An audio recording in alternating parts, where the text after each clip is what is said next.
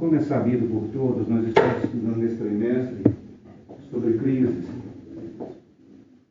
E o tema central está aí na lição: em meio às crises é seguro confiar no Senhor, né? É uma resposta da igreja às várias situações de adversidade que o cristão enfrenta.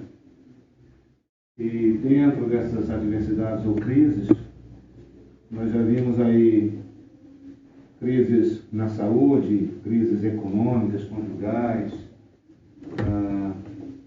Um dia desses nós falamos sobre crises da fé, enfim. Enquanto o homem, desde tempos remotos, o homem pisou o pé nesse mundo, Adão e Eva, o pecado entrou, as crises se instalaram.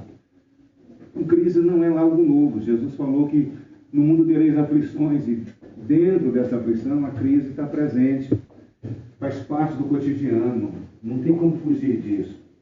Crise não é para ser necessariamente, digamos assim, evitada. Eu e você, a gente vai evitar promover a crise ou dar ocasião para que ela se instale na nossa vida. Há muita coisa que eu e você podemos fazer para evitar algumas crises. Por exemplo, crises conjugais. Se eu tratar bem minha mulher, se eu tratá-la com dignidade, se eu for amado por ela, isso vai resolver muito problema. Agora, existem alguns tipos de crises que, independente de mim ou da sua vontade, elas vão acontecer naturalmente. As crises sociais, crises políticas é uma delas. Claro que eu e você vamos orar, interceder, buscar a Deus, mas a gente vai passar por isso. Jesus passou por isso. Davi passou por uma tremenda crise social. Ele sai lá da presença do rei Ax, volta para uma cidade chamada Ziklag, e quando ele chega lá, o que ele descobre? O inimigo veio, levou as mulheres dele, os filhos dele. Ele tinha 600 homens, esses 600 homens também perderam mulheres, filhos, todos foram levados cativos, um despojo enorme, as riquezas dele. Instaurou-se uma crise social. Imagine, cara, 600 homens sem família, sem pai, sem mãe, sem irmão, sem esposa, tudo tinha roubado, subtraído da noite para o dia. A crise social ali foi tão intensa que a Bíblia diz que os homens de Davi queriam matá-lo, e ele não tinha culpa nenhuma. E às vezes você não tem culpa nenhuma da crise, mas você é responsabilizado por ela, de alguma forma, porque alguém tem que achar o culpado, e se eu não sou culpado, o culpado é você, percebe? Sim. Aí, resultado, Davi se anima, consulta a Deus, irei eu atrás dele, os alcançarei. Deus diz, vai, eu entrego nas mãos. Davi pegou 600 homens, foi, na metade do caminho, 200 já não suportavam mais. Outra crise de natureza social, porque atingiu 1/3 do grupo de Davi. Eram 600 homens, agora ele só tem 400, porque 200 estão definhados, cansados, ficaram lá guardando a bagagem. Davi vai com 400, toma tudo de volta, a crise se resolveu. Então eu queria começar dizendo que, independentemente de qualquer crise, de qualquer natureza que a gente possa vivenciar, se nós confiarmos, consultarmos a Deus, ela vai se resolver.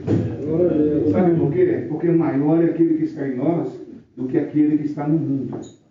A palavra crise vem do latim crisis, significa momento decisivo. Talvez você nunca ouviu esse conceito, também é novo para mim. Crises significa, do latim, momento decisivo, é a ideia de decisão, de separar o bom do ruim. Do chinês, uege, onde ueg significa perigo e ji significa oportunidade. Portanto, crise tem essas duas relações. Um momento de perigo, mas não é só isso, também um momento de oportunidade. Davi, na crise, aproveitou aquele momento para desbaratar o exército do inimigo. Então eu posso encarar a crise como um perigo. Caramba, estou no sal, e agora? Para onde eu irei? Quem me salvará? Desesperar-me, pular da torre, romper com todos os meus conceitos, convicções, abandonar a igreja, abandonar a Deus, desistir da Bíblia. Eu posso fazer o diabo na crise. Se eu encarar a crise como um perigo tão somente, mas eu posso encará-la como um momento decisivo de oportunidade. Às vezes a perda do emprego, que gera uma crise social, gente, 14 milhões de desempregados, não é um problema de natureza social, sim ou não? Você sabe o que é 14 milhões de pais de família desempregados no Brasil? Como é que essas mães estão se alimentando, filhos? Como é que netos? Muita gente está desamparada. Daí porque a necessidade de que o governo banque de alguma forma essas pessoas, através aí do auxílio emergencial, enfim. Por quê? Porque nós temos uma crise instalada, o desemprego. De repente, a crise social que você está vivendo, Arnaldo, eu estou dentro dela, a lição está falando comigo. Pois é, meu irmão. Então, você pode se desesperar, pular no fundo do poço e mandar enterrar, ou você se levanta e diz, isso aqui é uma oportunidade. Eu estou desempregado hoje, amanhã não. É porque Deus está preparando uma porta melhor e maior para mim. Olha a crise, por exemplo, instalada na família de Jacó, que não deixa, é uma crise familiar, mas não deixa de ser uma crise social, porque envolve muitas pessoas, sociedade, comunidade, gente. Os irmãos se revoltam, vendem e ele vai para o Egito. O cara é vítima de uma série enorme de injustiças. Mas o que ele fez com a crise dele?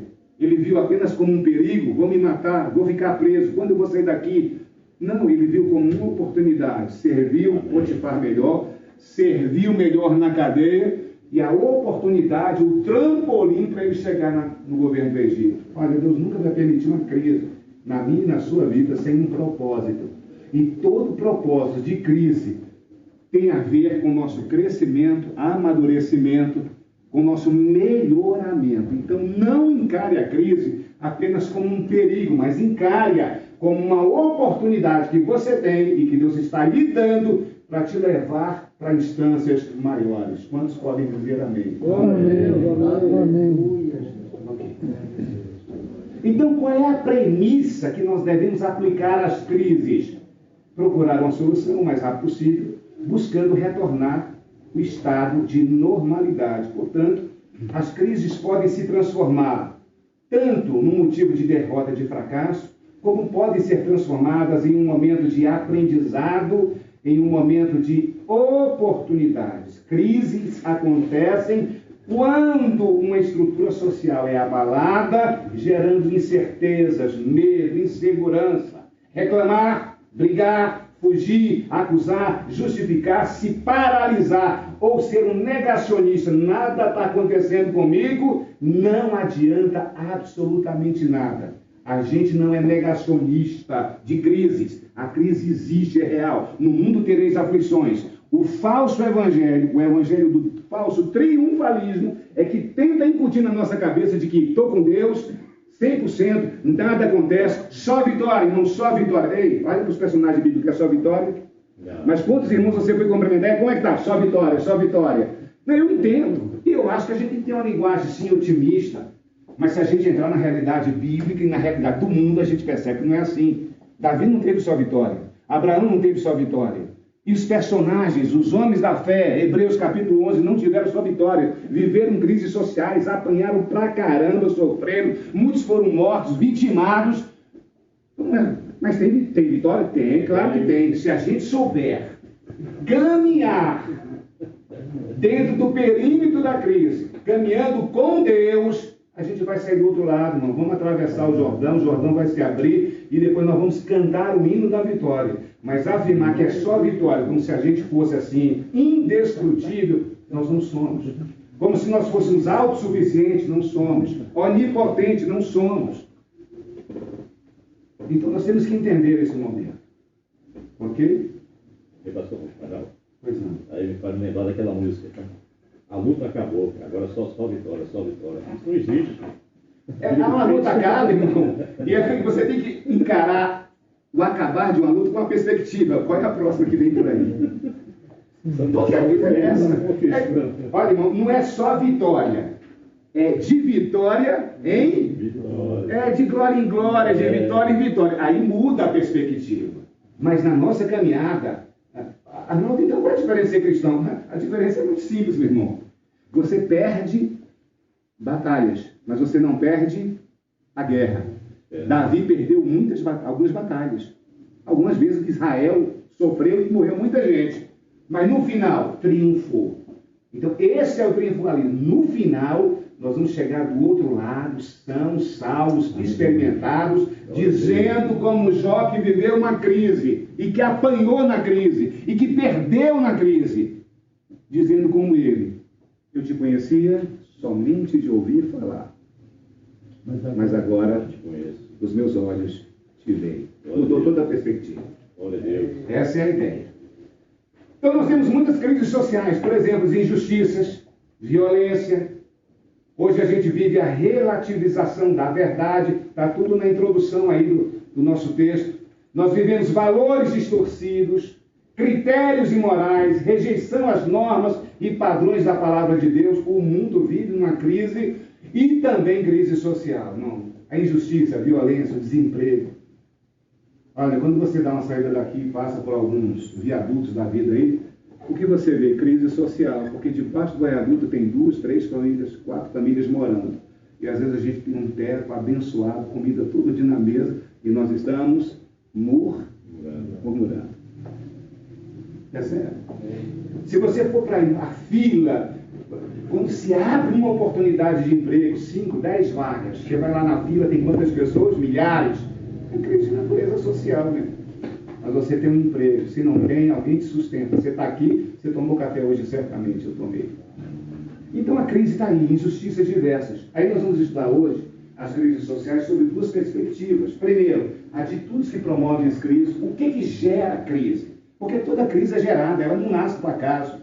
Olha, eu estou nessa situação, eu vejo muita gente reclamando, caramba, a culpa é do diabo, a culpa é de Deus, é porque o governo... Não, às vezes a sua crise está instalada lá e tem um responsável sim, e às vezes nós mesmos somos responsáveis pelas nossas crises. Alguém diz que 95% dos nossos problemas são causados por nós mesmos. Falamos demais, fizemos de menos. Dá uma olhada nas crises que você já vivenciou e verifica pontualmente, assim, com retidão de coração. Cara, deixa eu olhar para isso aqui. Eu sou responsável por isso ou não? Tem a minha mão aqui nesse negócio? A gente vai descobrir que muitas vezes está lá a nossa mão. Pastor, minha mulher, pastor, não sei o que, minha mulher é o diabo em pessoa. Uma vez o marido me disse isso quando eu estava orientando um casal. Chegou, detonou a esposa. Minha esposa é o cão. Quando ela saiu, que eu fiz o marido entrar, pela boca do marido eu descobri que o cão era ela. Sabe, a gente está sempre responsabilizando os outros. E às vezes o problema somos nós. Eu disse que o cão era ele. O cão era ele. É, que era ele. Sim. Eu falei o contrário? Tá, perdão. O cão era ele. Porque ele está responsabilizando ela e ela está responsabilizando ele, os dois estão numa crise e ninguém consegue identificar qual é a sua parcela de culpa nessa crise. Claro que existem crises que nós não fomentamos. Não é responsabilidade minha e sua, mas nós estamos dentro dela. E não é porque nós não somos responsáveis que a gente de alguma forma não é tratado. Toda crise social nos afeta, irmãos. O sujeito lá debaixo da ponte te afeta de alguma forma. Você pode não sentir pena, compaixão, piedade, mas isso de alguma forma te afeta. Porque aquele sujeito vai roubar e de repente vai ser a sua carteira. Ele vai investir no mundo submundo das drogas e vai ser seu filho que vai ser aliciado. Percebe como afeta? Não existem crises sociais que não afetam o povo como um todo. Toda crise vai afetar. Então, olhar para a crise social e dizer, eu não tenho responsabilidade nisso, isso é problema do Bolsonaro, isso é problema do ministro, isso é problema do Congresso, isso é problema do STF. Que tal a gente mudar a linguagem e dizer, isso é problema meu? Verdade. Isso é problema da igreja. Porque a igreja está na terra para resolver crises sociais. Jesus chegou, pregou o evangelho, 5.000 homens, fora crianças e meninos e mulheres. Mas a crise social estava instalada. Qual era a crise, gente? Fome. Saco vazio não para em pé. Jesus dá-lhes voz de comer. Ele está dizendo que o problema social é da nossa conta. Nós é que vamos nos excusar dizendo quanto dinheiro é preciso para resolver essa demanda. A gente pensa em dinheiro, a gente não pensa no poder de Deus. 300 denários seriam insuficientes. É o que a gente está pensando. De onde se tirará tanto pão para alimentar essa gente? Aí alguém descobre lá, alguém com 5, traz na mão de Jesus, e na mão de Jesus a coisa muda, tudo se multiplica, e ele alimenta 5.000 homens, além de mulheres e crianças. Uma crise social instalada, Jesus se envolveu na crise, se comprometeu com a crise e resolveu a crise. O que nós estamos resolvendo nesse país em matéria de crise? Pastor, eu não sou político, eu não tenho poder nenhum. Quem disse que nós não temos?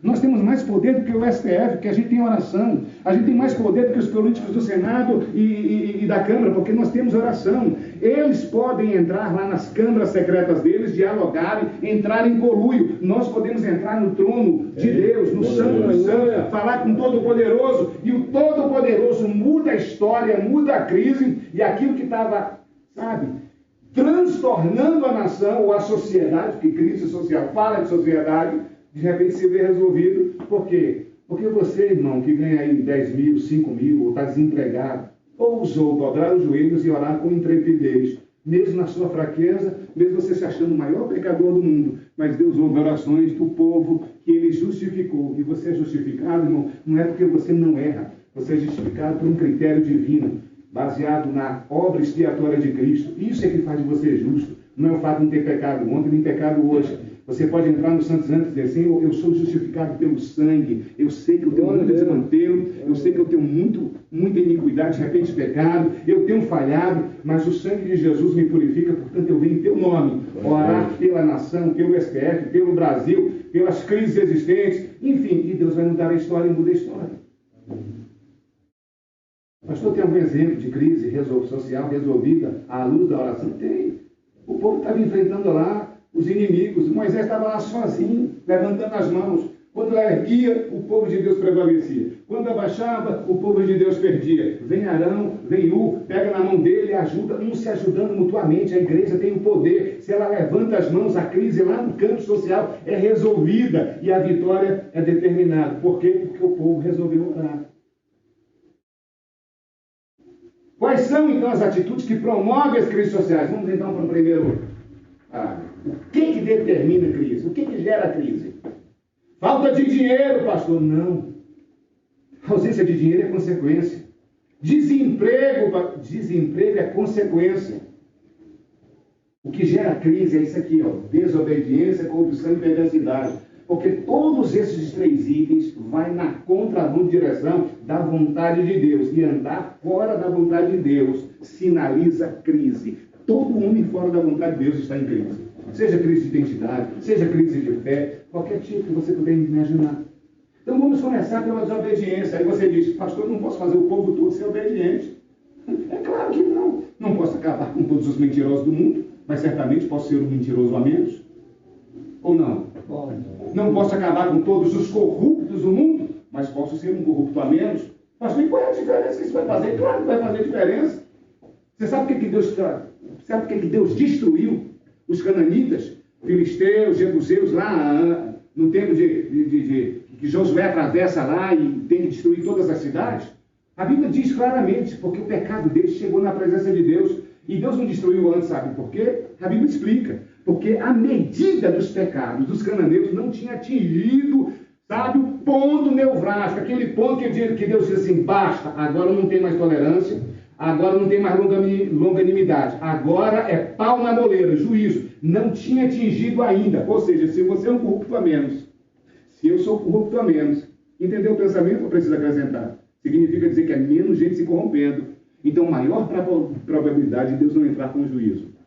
Porque a oração de Abraão foi: se tiver 10 justos lá, poupa a cidade por causa dos 10. Percebe? Porque o juízo de Deus gera crise, e crise de natureza social. Gente morre, gente fica faminta, a espada vem, dilacera, vem a Covid, vem, enfim, um monte de coisa. Por quê? Porque o pecado se alastrou tanto que se torna insuportável. Então, eu ser um desobediente a menos, um corrupto a menos, um perverso a menos, faz diferença na minha casa, na minha vida e na sociedade onde eu estou inserido. Glória a Deus. O texto aí diz, Efésios 5,6: ninguém vos engane com palavras vãs, porque por essas coisas vem a ira de Deus sobre os filhos da desobediência. O que desobediência gera? A ira de Deus. Mas se tem um povo santo que busca no meio desobediente, a coisa muda. Ia mudar no tempo de Abraão. Era possível que as cidades de Sodoma e Gomorra fossem preservadas. Não foi porque Deus não achou 10 justos. Se achasse, estava aí até hoje contando história. Então percebe como a sua vida de justiça favorece o povo? Como a minha vida de justiça favorece o povo? Quando eu e você somos justos, não somos os únicos beneficiados. Nossa esposa é beneficiada, nossa família. A Bíblia diz que Deus faz misericórdia até a 10ª geração daqueles que são justos diante de Deus. Você já pensou, você andar em justiça, você morre, 1000 gerações depois tem gente correndo por causa da sua justiça? É isso que Deuteronômio está te ensinando. Então veja que a justiça de um justo transcende o tempo. Não apenas o espaço, mas o tempo. 1000 gerações eu farei misericórdia por amor do justo. Então não me diga que você não tem nada a ver com crises sociais. Não me diga que você não tem nada a ver com o desemprego que se instaurou no país. Não me diga que isso é problema dos políticos. Não é só deles, é nosso também. É certo que os pobres sempre teremos diante de nós, mas nós podemos diminuir o número deles ou não podemos. Nós podemos favorecê-los ou não podemos. O Evangelho não é só espiritual, ele também é social.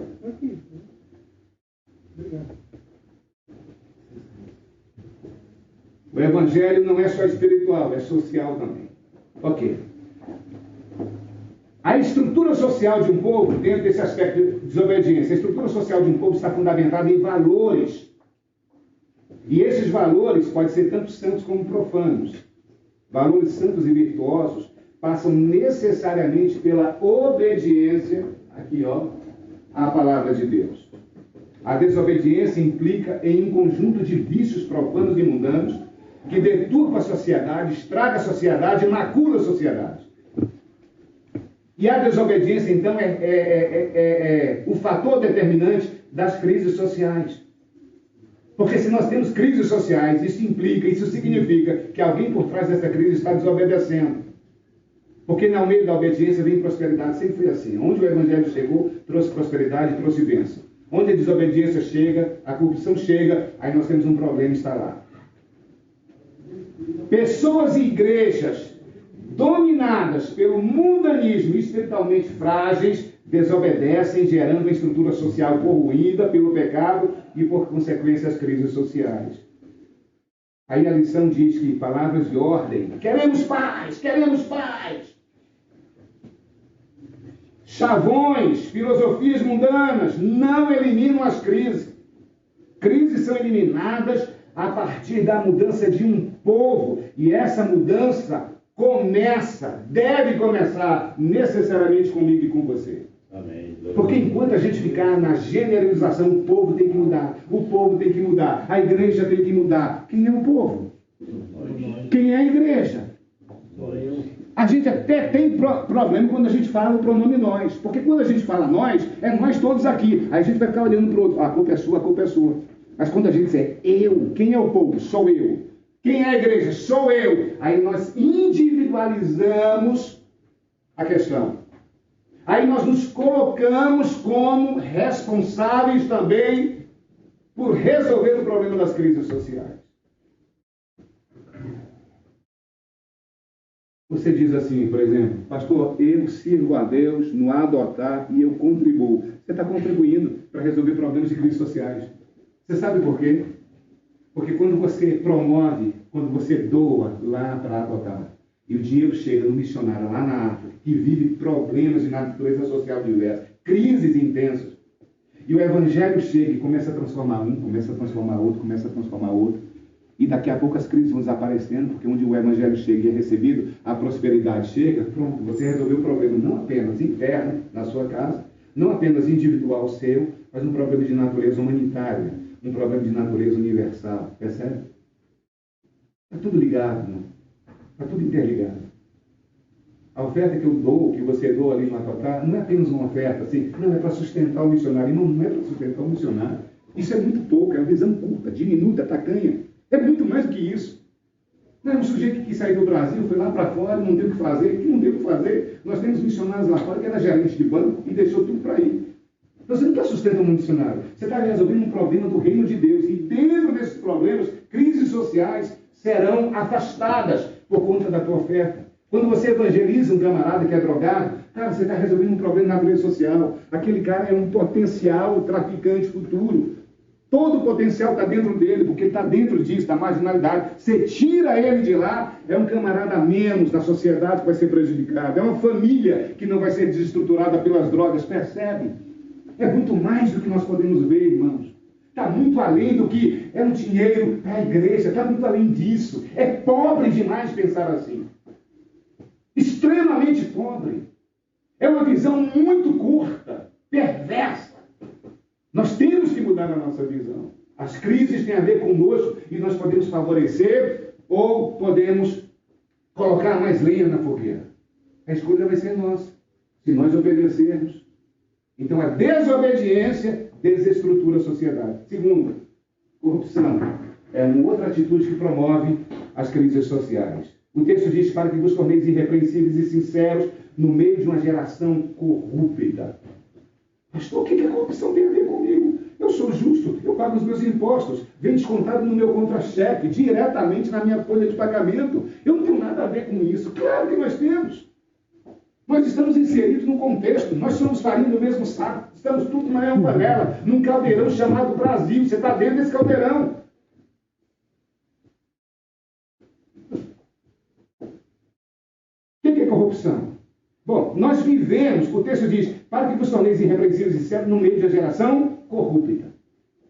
O Brasil é uma geração corrupta, Estados Unidos é uma geração corrupta, a China, todos os lugares. Corrupção é um mal generalizado. Nós vamos ter que aprender a lidar com isso. Porque é muito fácil condenar. Não pega esse cara, bota na cadeira, não sei o que, mas isso resolve o problema. Ela continua condenando. Parece que quando mata, a corrupção é mais ou menos como aquele bicho lá de 7 cabeças. Quando você matava, arrancava da mitologia, arrancava a cabeça, nascia duas, arrancava a cabeça, nascia duas. Você tira um corrupto, vem mais outro, vem mais dois, vem mais três. Todo mundo quer uma fatia do bolo. Não importa se tem que pisar em ninguém, se tem que sacrificar em ninguém, se os pobres ficarão mais pobres, os ricos ficarão mais ricos, não importa. O que importa sou eu. Nós vivemos num egocentrismo, numa egolatria fenomenal, sem precedentes. Então nós vivemos uma inversão de valores onde se troca o certo pelo errado, se troca o errado pelo certo. Isso é corrupção. A corrupção está se tornando algo aceitável, normal e até mesmo motivo de louvor. O sujeito aparece na televisão de quando em vez, porque devolveu a mala lá no aeroporto, ou a carteira que alguém perdeu e ele devolve. Aí você vê um ou outro louvando, exaltando, mas a maioria é um besta mesmo. Esse cara não aprendeu que o mundo é dos espertos? Sabe? Quando você chama de burro ou de besta o sujeito que devolve a carteira que não é dele, você está aplaudindo a corrupção, batendo palmas para o mal feito. E isso não coaduna com o nosso caráter cristão. Agora, se você resolver combater a corrupção como ela tem que ser combatida, espere, você vai ser ridicularizado. A máxima hoje é que o mundo é dos espertos. E esperteza até mudou, sabe, o sentido. Porque antes que você falava assim, esse é meu filho, é muito esperto. Isso tinha um tom positivo. Esperto porque começou a andar cedo, falou rapidinho, não demorou muito. Esperto porque tem tino, porque se apercebe rapidamente das coisas, aprende com facilidade. Hoje, esperteza não tem mais esse sentido, não. Quando se fala o mundo é dos espertos, meu irmão, ó, corrupção. Percebe? Problema do dono da padaria que te deu o troco errado. Se ele não sabe contar, não foi para a faculdade, não foi para a escola, problema dele. Eu fui abençoado e vou dar um culto em ação de graças com a extorção, não, com o dinheiro que não é meu. Percebe? É uma forma de corrupção. Eu vi a história de 2 pastores que estavam num carro e a placa estava suja porque eles choveu muito, passaram por umas lamas e a lama sujou a placa. Placa suja, ilegível, notificação, multa. Aí passaram uma blitz, está lá o agente do Estado, chega, ó, sua placa está coisada. Aí ele, pois é, eu entendo. E como é que a gente pode fazer para resolver isso? Aí o agente do Estado, isso aqui vai me dizer, já jogando assim uma sugestão, como ele disse, olha, a minha mão está tudo resolvido. Aí eles perceberam que esses agentes do Estado estavam querendo corrompê-lo. Mas eles eram pastores crentes. Aí eles ficaram assim, agora sim, espertos, sábios, olha a sabedoria divina. Olharam para o agente do Estado e disseram, escuta, uma lata de cerveja limpa essa placa? Aí o policial, claro, resolve o problema. Ele entrou na loja de conveniência, comprou uma lata de cerveja, lavou a placa, tchau, seu guarda, foi embora. Porque o cara queria, ele entendeu a lata de cerveja como? Aí ele foi comprar uma lata de cerveja e lavou. E o agente do Estado não tinha o que dizer, porque a pessoa disse que uma lata de cerveja resolvida, o cara ficou sem. Mas a corrupção impera, está aí, todo dia, toda hora, e nós somos vitimados por ela, pode acreditar. Você pode até não ser corrupto, irmão, mas você é vitimado pela corrupção. Quando você vai no hospital público e não consegue o atendimento, isso é em razão de corrupção. Dinheiro foi lavado, tirado de lá, e eu vou mostrar isso daqui a pouquinho. Então, por isso que eu disse, as crises sociais, elas geram problemas individuais, elas nos alcançam. Não tem como fugir disso. Se nós não pudéssemos contar com a bondade de Deus, a coisa seria pior. Então, veja bem, corrupção gera crises. Você sabia, por exemplo, que nos últimos 40 anos, o Brasil foi vitimado por uma série de escândalos de corrupção? Máfia dos fiscais, mensalão, sanguessuga, a corrupção na Sudã, a operação Navalha, anões do orçamento, você lembra? Não, pastor, esqueci, claro, a gente não sabe nem o deputado que a gente votou. TRT de São Paulo, Banco Marca, Vampiros da Saúde, o Banco Estado, a Lava Jato, essa está quentinha na nossa cabeça. E tem gente que já esqueceu. Esses escândalos de corrupção desviaram bilhões de reais dos cofres públicos. Sabe qual foi o resultado disso? Problemas de natureza social.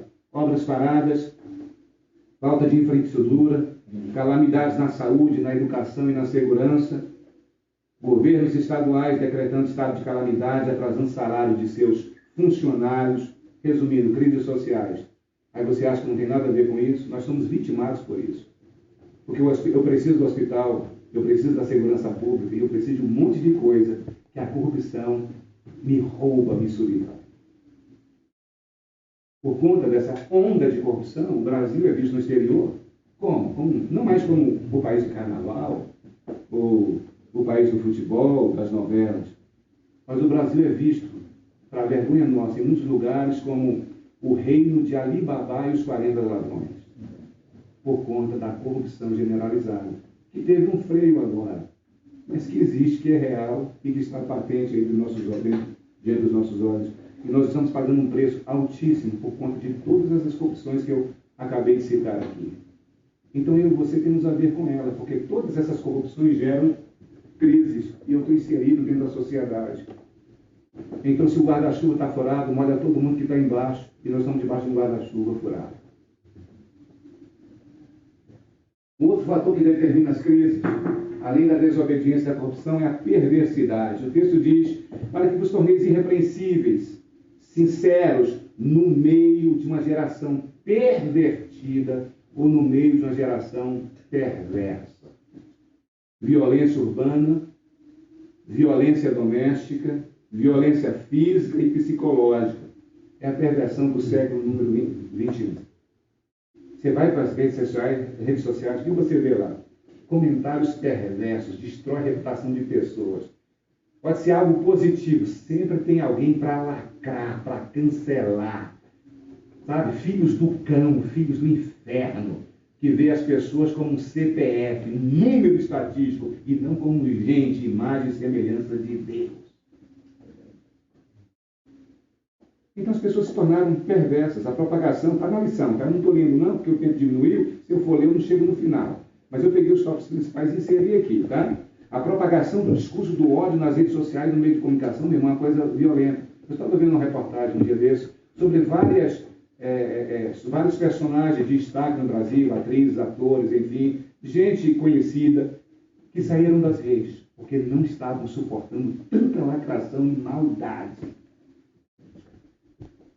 Sabe, a boca do povo parece que se tornou um túmulo do inferno, só sai porcaria. Então não importa se o ato é nobre, sempre vai ter alguém para dizer e te acusar. Se não pode falar contra o ato, fala contra você nas redes. Você fez isso porque quer aparecer? Você fez isso por conta disso?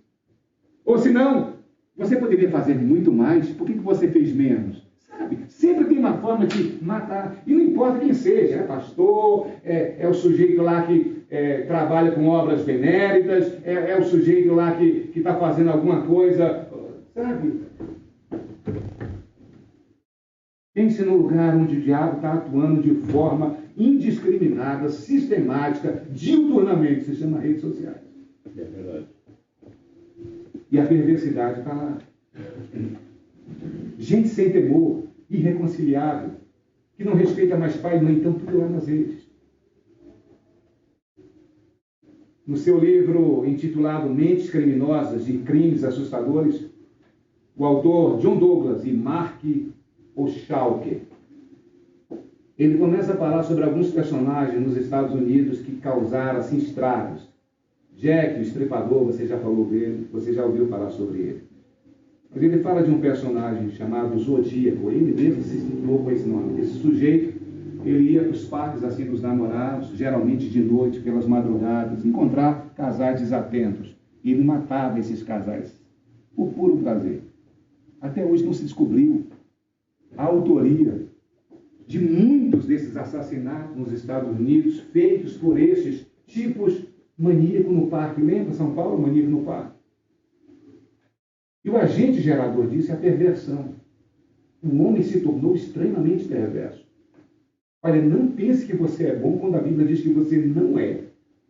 Sabe qual é o perigo de nós acreditarmos na nossa bondade? É a gente facilitar o processo, a gente abaixar as armas, a gente achar que está tudo bem e isso depor contra nós mesmos. É melhor a gente encarar a nossa perversidade de frente. Jesus disse que nós somos maus. Ah, não, você está falando com a igreja que foi lavada, que sua inimiga. Sim, meu irmão, mas a maldade está aí dentro de você. Tudo bem, você está mortificando a carne, você está trabalhando isso, mas não pense que você assassinou sua carne com os desejos, não. Isso só acontece quando a gente for arrebatado depois da morte. Enquanto nós estivermos aqui, existe sim uma natureza pecaminosa, existe uma natureza adâmica, nós somos filhos de Adão, é claro que nós recebemos o Evangelho, por receber o Evangelho, a natureza de Cristo foi instalada em nós, e nós nos tornamos novas criaturas, mas a nova criatura instalada em mim e você, não fez desaparecer o velho homem, ele está aí, é por conta disso que Davi adultera e comete um homicídio com um homem fiel, como Urias. Então é perigo. O antropocentrismo, o humanismo, filosofias mundanas em que vem com essa ideia de que o homem é centro de tudo, de que o homem é um ser bom. O homem não é um ser bom. Ele o foi, deixou de ser no Éden. Pastor, por que o senhor está dizendo isso? Para que você vigie e tenha cuidado consigo mesmo. Porque o maior inimigo nosso não é o governo, não é a nossa esposa, não é o marido, não é os pais, não é a sociedade. Nosso maior inimigo é a nossa perversão que está lá instalada. Olha, deixa eu dizer uma coisa para você com todas as letras. Tem males que você só não comete por conta da graça que foi gerada dentro de você. Mas que você tem um potencial para fazer, você tem. Eu estava um dia desse na aula de psicologia, a professora chegou na sala e perguntou aqui, quem aqui já matou alguém? Ninguém matou. Quem aqui seria capaz de matar alguém? Eu levantei minha mão. E um monte de gente não levantou. E o pastor levantou a mão. Aí a professora vem com um ensino extraordinário. Todos nós temos potencial para fazê-lo. A diferença é só uma questão de oportunidade. Porque se eu perguntar para você, você seria capaz de matar alguém? Você vai dizer não.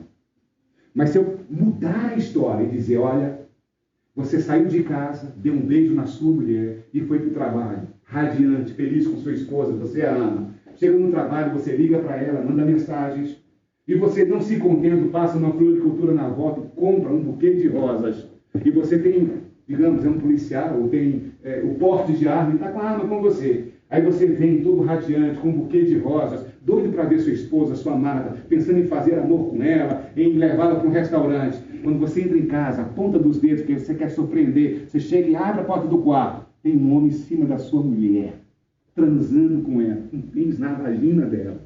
Aí você pega a arma, pá, e mata. Aí daqui a pouco, quando você está na cadeia, você pensa assim, como é que eu fiz isso? Cara, ninguém imaginaria uma coisa dessa. Nem você se imaginaria assim, porque não é da sua índole. Você até condena essa prática, mas por conta da oportunidade, da ocasião. Então, professor, quem seria capaz de matar? Eu digo, professor, eu seria. E eu vou explicar como. Se eu estivesse na minha casa, entrasse um bandido com a arma e vai matar minha esposa e meu filho, eu agiria em legítima defesa e atiraria nele sem dó, sem piedade, sem medo. Legítima defesa, eu vou proteger minha casa, é um senso de proteção, de segurança. Então nós somos capazes, sabe por quê? Porque o mal está instalado, é o velho Adão que quer se sobrepor. Não pense que você não seria capaz, não. Seria, irmão.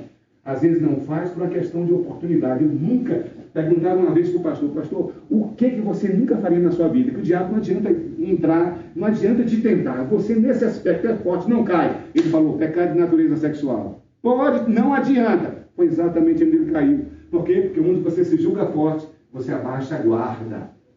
Você protege os lugares mais vulneráveis na sua casa e não os lugares mais fortes na sua casa. A fortaleza você não atenta tanto, mas os lugares vulneráveis, você coloca porta, você coloca janela, você coloca alguma coisa para proteção. Então, cuidado.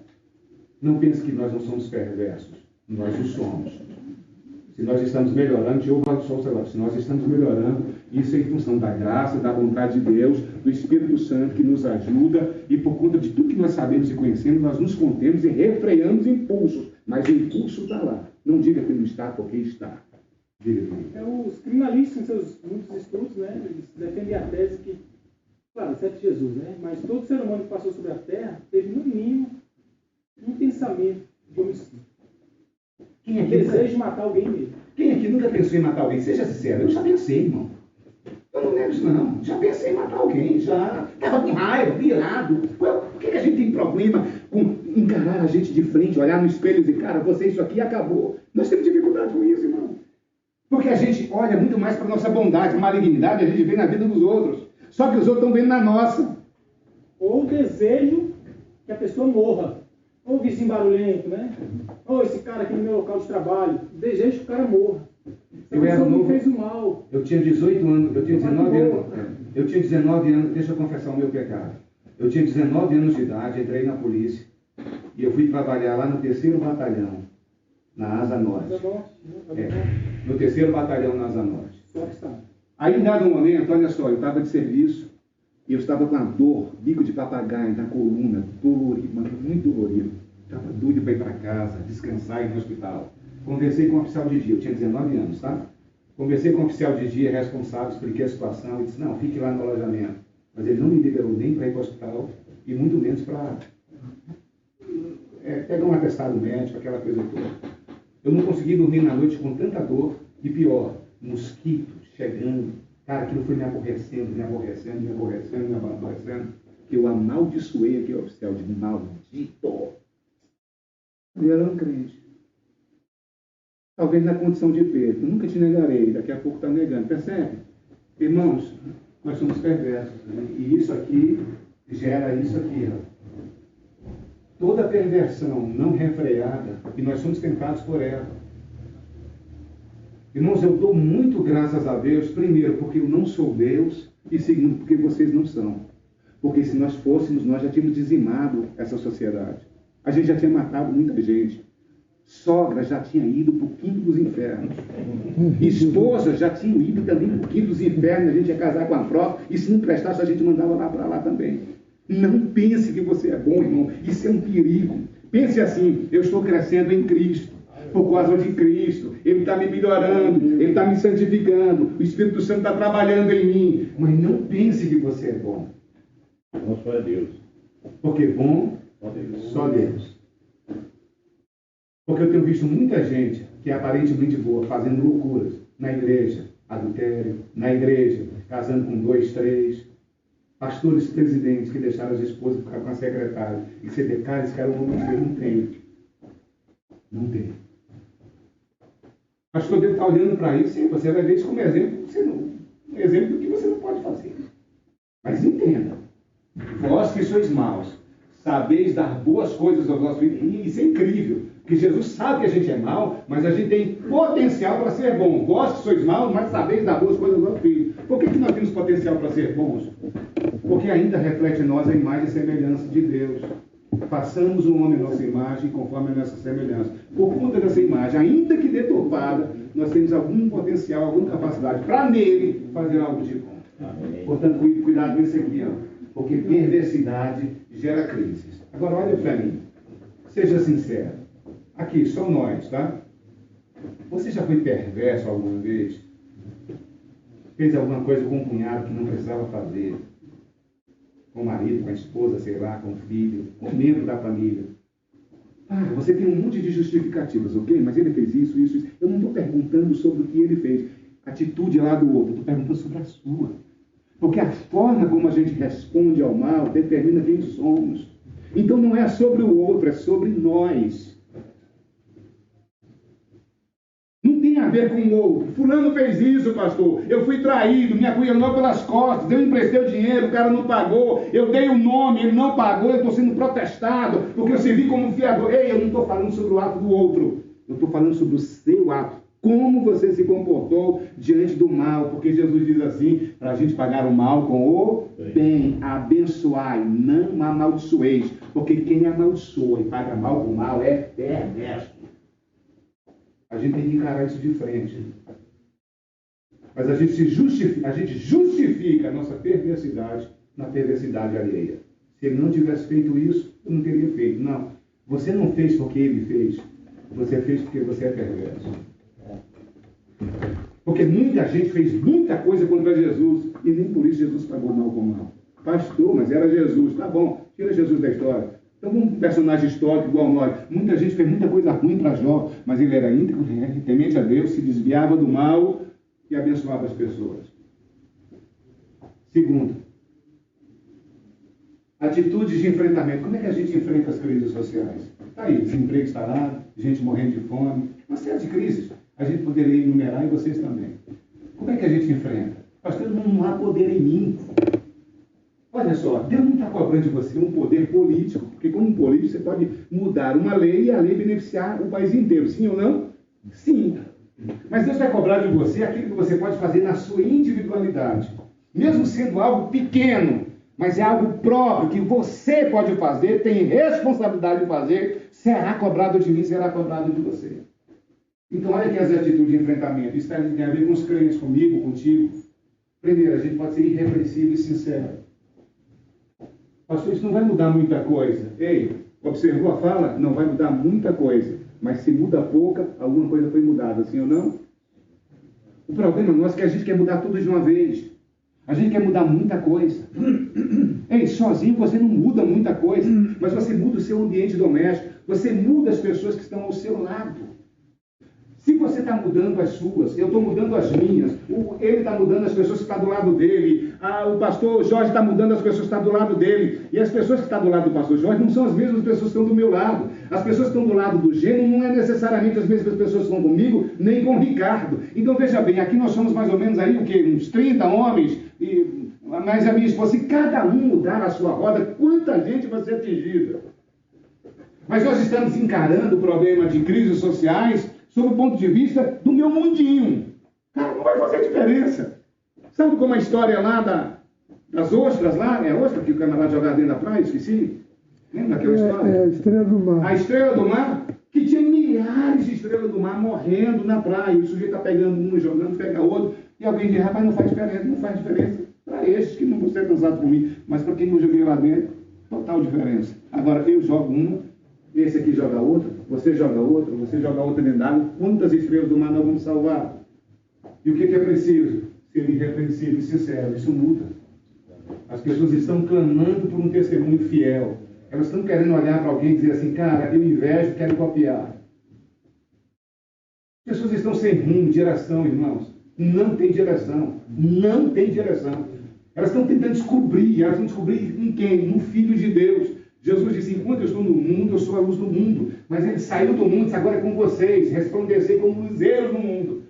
Percebe? Então você e eu podemos fazer diferença ao nosso derredor. Sendo irrepreensível e sendo sincero.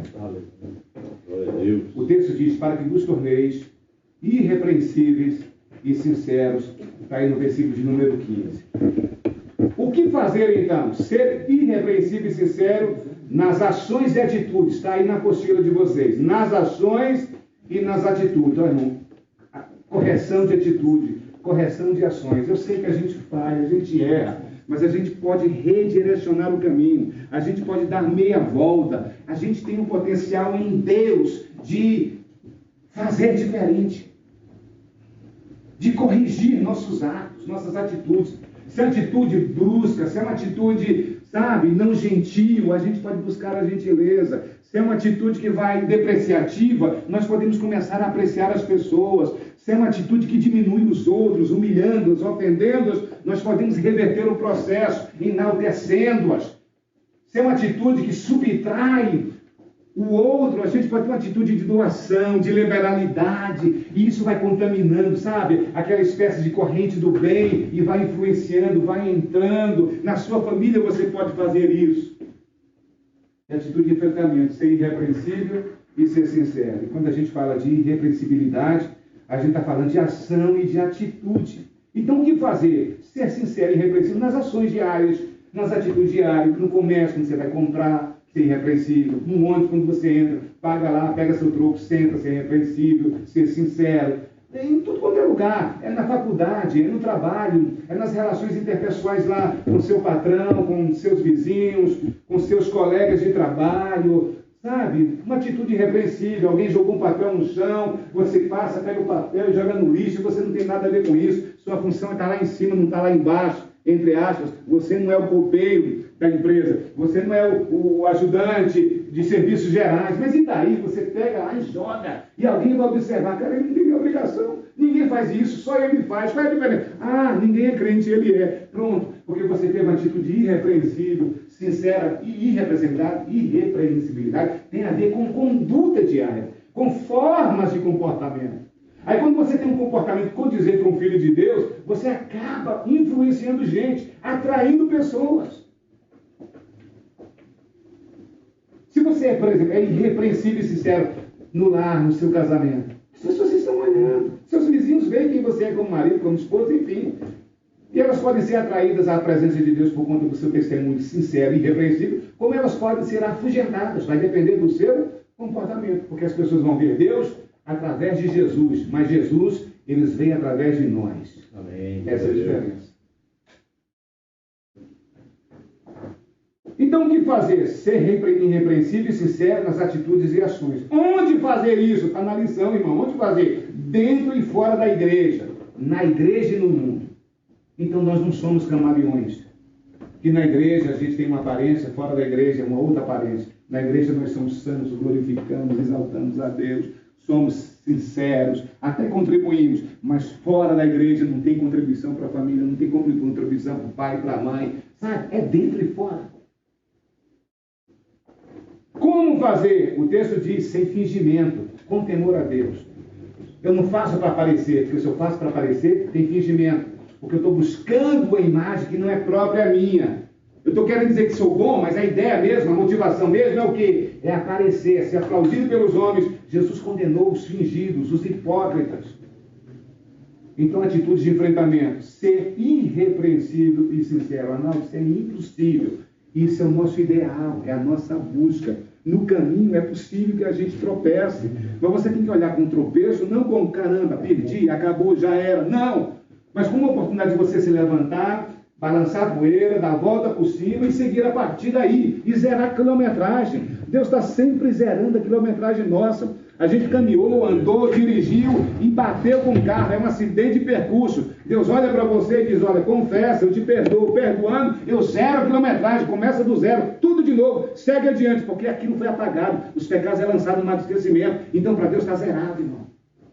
A gente não zera a quilometragem dos outros e Deus está sempre zerando a nossa quilometragem. Então, como fazer sem fingimento e com temor? Segundo, como a gente enfrenta as crises sociais, sendo filho de Deus inculpável.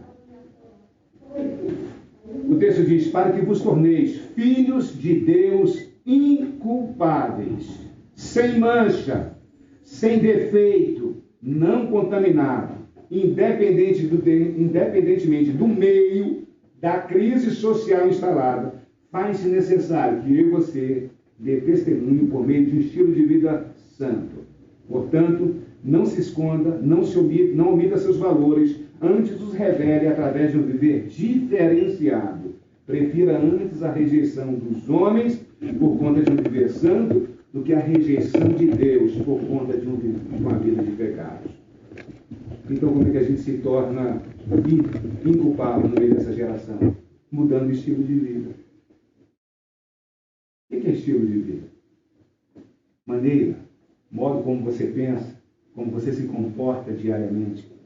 Estilo de vida é aquilo que você é, de 0 horas da manhã até 23 horas, 59 minutos, 59 segundos da noite. Estilo de vida é aquilo que você é, de janeiro a dezembro, de segunda a domingo. Estilo de vida não é parte do percurso da sua existência, é a sua existência inteira. Estilo de vida é a sua história, é a sua biografia, é o livro da sua vida. As pessoas vão ler de capa a capa. E elas vão julgar cada capítulo. Portanto, o estilo de vida é cada capítulo da minha existência e não apenas um deles. Então pode ser que a gente tenha um capítulo maravilhoso, favorável, que linda história nesse capítulo, mas lá no outro, perversão, imoralidade, percebe? Davi construiu uma história em um livro, e no livro dele tem muitos capítulos. Vitórias faz parte do capítulo, a ascensão ao reinado faz parte do capítulo, a unção lá com Samuel faz parte do capítulo, mas o adultério e o assassinato também faz parte.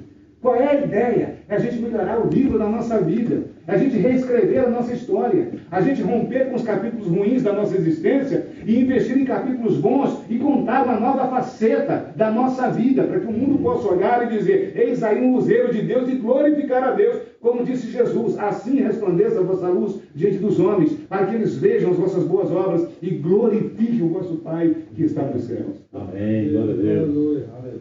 E tudo isso depende de quê? De estilo de vida. Interessante que o autor repetiu a palavra estilo de vida na lição 3 ocasiões no mesmo lugar. Eu achei isso interessante. Atitudes de enfrentamento às crises sociais. Ó. Logo no início aí. Vivência de um estilo de vida pautado na Bíblia. Depois ele diz, um estilo de vida que evidencia o sacrifício do eu, a morte do eu. E depois ele diz, busquemos esse estilo de vida irrepreensível, sincero e inculpável, que é onde nós estamos agora. Pastor, isso significa que eu nunca vou errar? Não, eu não estou falando disso. Eu digo santidade perfeita lá, mas é o nosso ideal, é a nossa busca. O problema, gente, é que se nós padronizarmos por baixo, a gente nunca vai chegar no padrão melhor. Por que Jesus diz assim, sede vós perfeitos, como perfeito é o vosso Pai Celestial? Ele busca a expressão maior da perfeição. Ele não diz sede perfeitos como foi Abraão, como foi Jacó, ou como foi Jó, porque eles tiveram algum grau de perfeição, pequena, mas tiveram, mas ele não se vale de nenhuma dessas figuras, por mais que essas figuras componham os heróis da fé, lá em Hebreus capítulo 11. Jesus entra no ideal maior, ele coloca como padrão o Criador, o Supremo, o Soberano. Não, Deus é absoluta em perfeição, então é Ele que é o padrão, Ele é que determina, Ele é o metro que determina a medida justa. Porque se ele colocasse alguém menor, e eu atinjo isso, qual era a ideia? Esse cara sou eu. Percebe? Ninguém está à minha altura. Eu estou olhando aqui, mas eu estou vendo todo mundo abaixo de mim, porque eu sou Abraão, pai da fé. Eu sou Jó, o homem que se desvia do mal, o homem íntegro reto. Eu sou Isaías, um profeta poderoso. Percebe? Aí Deus diz, não, eu não quero essas referências, porque todos eles pecaram, todos pecaram, destituídos estão da glória de Deus. A referência é meu Pai, sede vós perfeitos, como perfeito é vosso Pai. Porque como a gente não atinge aqui essa perfeição toda, a gente vai estar sempre em busca de algo maior. Sabe? É mais ou menos assim, você está no primeiro andar, você pega o elevador, vai para o segundo, depois você vai para o terceiro, para o quarto. Mas quando você chega lá no segundo prédio, que tem 20 andares, chegou no 20º, tem mais como subir? Não. São homens, mortais, são andares, primeiro, segundo, terceiro. Aí você pode botar um desses personagens, de repente, no primeiro andar, outro no segundo, outro no terceiro, porque alguns foram melhores do que outros. Mas vão chegar no máximo no 20º andar, daí para frente não sobe mais. Quando Jesus diz, sede perfeitos como vosso Pai, é porque ele está dizendo, tem muita coisa para subir. Senão a gente ia se contentar com um pouco. E Deus não quer que a gente se contente com um pouco. Deus quer que a gente se contente e tenha prazer no muito. E muito para Deus é ser inculpável. Deus espera que você chegue aqui. Ele quer nos colocar numa posição superior. Ele quer nos colocar numa posição de glória, numa posição de ascensão. Ele quer mostrar para você que os valores do reino são superiores aos valores dos homens. E para chegar nesses valores, você tem que chegar aqui. Essa é a nossa busca incansável. É a nossa busca de segunda, de terça, de quarta, de quinta, de sexta, de sábado, domingo. Inculpável. Alguém não poder apontar falhas em mim e você. Pastor do céu, isso é pesado demais. Não. Isso é o ideal de Deus para nós. Ele quer e Ele vai nos chegar lá, de glória em glória. Até a gente chegar na glória. Quando chegar lá, meu irmão, aí não há de se falar mais em culpabilidade, justiça, perversão, porque nós teremos um corpo transformado. Mas nós estamos buscando isso, melhorando isso e crescendo nisso. Glória a Deus. E por último, como é que a gente enfrenta as crises sociais? Porque se a gente for irrepreensível e inculpável, a nossa vida vai falar e vai transformar pessoas. As pessoas não querem mais os nossos discursos. Vocês estão me ouvindo agora, mas vocês não querem o meu discurso. Eu sei disso. Vocês querem a minha vida. Vocês querem a vida do pastor Natanael. Vocês querem a vida do Bernardo. Vocês querem a vida do Kleber que ministra. Não, eu tenho que alcançar isso, eu tenho que chegar lá. E nós temos que querer mesmo, e copiar homens de Deus e mulheres de Deus. Paulo disse, serem meus imitadores, como eu sou de Cristo. E quando eu digo que vocês querem a minha vida, eu não estou dizendo que sou bom, não. O que eu quero dizer é, o que vocês querem é ver isso em mim. É ver isso no camarada lá. Por quê? Porque nós precisamos de referência. Isso é possível ser referência quando se é sincero e quando se é inculpável. Aí as pessoas podem nos copiar e dizer, quero ser tal qual ele é. E por último, qual é a atitude de enfrentamento às crises sociais? Resplandecer a luz de Deus no mundo.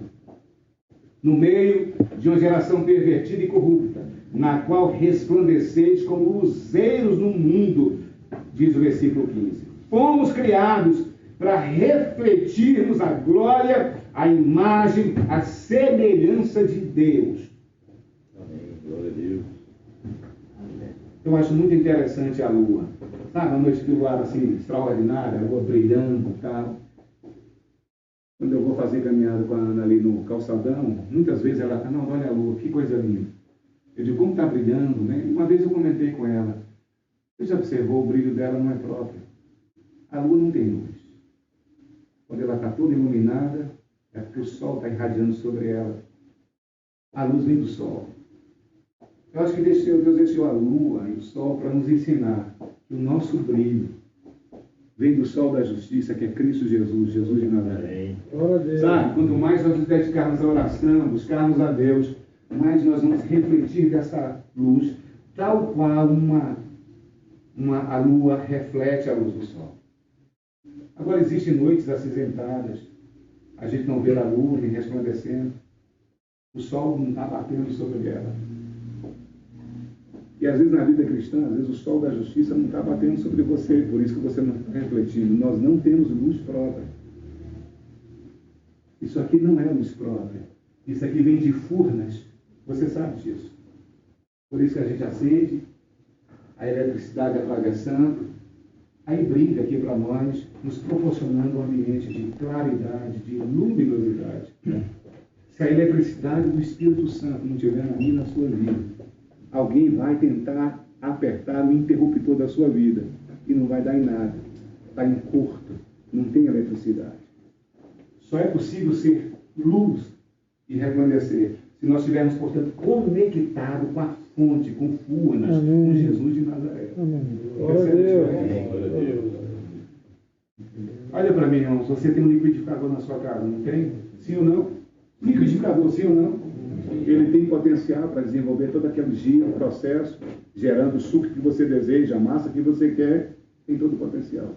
Mas se você pegar o liquidificador e colocar lá o gelo, a água, colocar lá o suco, a banana, a maçã, o que você quiser, e você não ligar a tomada e ligar o negócio, vai funcionar, vai gerar suco, vai ter vitamina, nada. Mas você tem um liquidificador e ele tem potencial para fazer tudo isso. Mas ele precisa de uma fonte externa. Aí você enfia na tomada, liga, e aí você faz o suco maravilhoso. Olha para mim, se você não tiver ligado em Cristo Jesus, você é um liquidificador que tem potencial para fazer muita coisa, mas nada será feito enquanto você não estiver conectado com a fonte. Amém. Glória a Deus. Nós precisamos resplandecer a luz de Deus, porque não é luz nossa, é de Deus. Você tem que se conectar com Ele. E na medida que você se conecta e o liquidificador funciona, aí você resolve demandas de crises sociais. Se não todas as crises no mundo, mas aquelas que estão envoltas em você, que estão atingindo pessoas perto de você. A elas veio o brilho de Jesus na minha, na sua face, e elas têm a vida mudada, transformada. Então não espere que esse fator decisivo venha tão somente criador. Deus vai fazer alguma coisa e resolver o problema das crises sociais. Deus vai fazer através da igreja. Deus vai fazer através de mim. Deus vai fazer através de você. E o Espírito Santo está nos convocando essa manhã a nos conectar. A colocar o plug na tomada. E receber da fonte a luz do Evangelho. E assim transformar, mudar pessoas, mudar gente à nossa volta, mudar povos, mudar nações. É claro que você vai ser ridicularizado por resplandecer a luz. A luz brilha no meio das trevas e as trevas não ficarão satisfeitas com isso. Mas que importa? A gente vai ter que agradar um dos dois lados mesmo. Não tem saída para nós. Ou a gente agrada a Deus ou agrada o diabo. A questão aqui é só decidir com quem a gente vai ficar. Porque dos dois lados a gente tem problema. Se agrada a Deus, a gente é vitimado pelas trevas, vão bater em cima. Se a gente agrada as trevas, é Deus quem vai bater em cima. Aí você calcula o preço. E eu vou calcular a pancada. Simples assim, irmão. É simples assim. Nós vamos ter que escolher um lado. Ou resplandecer ou ser trevas. Ou ser inculpado ou ter culpa em cima de culpa e mais culpa. Ou ser sincero e repreensível, ou todo mundo olhar para a gente e dizer, não vale nada. O mundo não faz falta se morrer. A gente só vai ter que escolher um lado. Do lado de Deus, as trevas vão vir com vontade. Crente de meia tigela, crente bíblia, seu bode, não sei o quê, fundamentalista, não sei o quê. Você tinha que morrer. Está lá nas redes sociais, irmãos, que eles são sinceros, estão sendo achicoalhados. As trevas batendo forte. Ok, mas você quer ser trevas? É uma outra opção. O problema é que, sendo luz, a gente enfrenta o mundo com Deus do nosso lado. Mas sendo trevas, o mundo não está do nosso lado. E Deus está contra nós. Pastor Arnaldo, por gentileza, eu conheço crentes aí há 30 e tantos anos dentro da igreja e está devendo a mão do presidente e que o apoia contra essa maldição e corrupção. E o que a Bíblia ensina sobre isso? Para a gente orar por todos os homens, fazendo imprecações por eles, inclusive as autoridades instaladas. Gente, sinceramente falando, eu não estou aqui para falar de política, a ideia não é essa. Mas eu não gosto de PT, nunca gostei, nunca vou votar no PT. Se você tem uma opinião diferente, eu só peço que você respeite a minha. Eu respeito a sua irmã, nós somos irmãos, vamos cear juntos, vamos comer juntos, sem problema nenhum. Não gosto. Mas eu orava pela Dilma, eu orava pelo Lula. Qual é a nossa função? É orar pelo presidente, seja ele de qual parte for. Oração não tem partido. A Bíblia manda. Oração não tem facção. Oração é antipartidária. A Bíblia diz para fazer orações por todos os homens. E a Bíblia nunca os qualifica dizendo que partido ele está. Percebe? Então, irmão, quando você traz um negócio desse, é para entristecer a gente, porque você sabe que não é a coisa certa e está trazendo com muita propriedade para que a gente aprenda. Ok, então resplandecer a luz do Evangelho no mundo. Eu quero encerrar contando uma ilustração muito interessante sobre a cobra e o vagalume. Conta-se a história de uma lenda que a cobra estava indo atrás do vagalume, queria devorá-lo, comê-lo.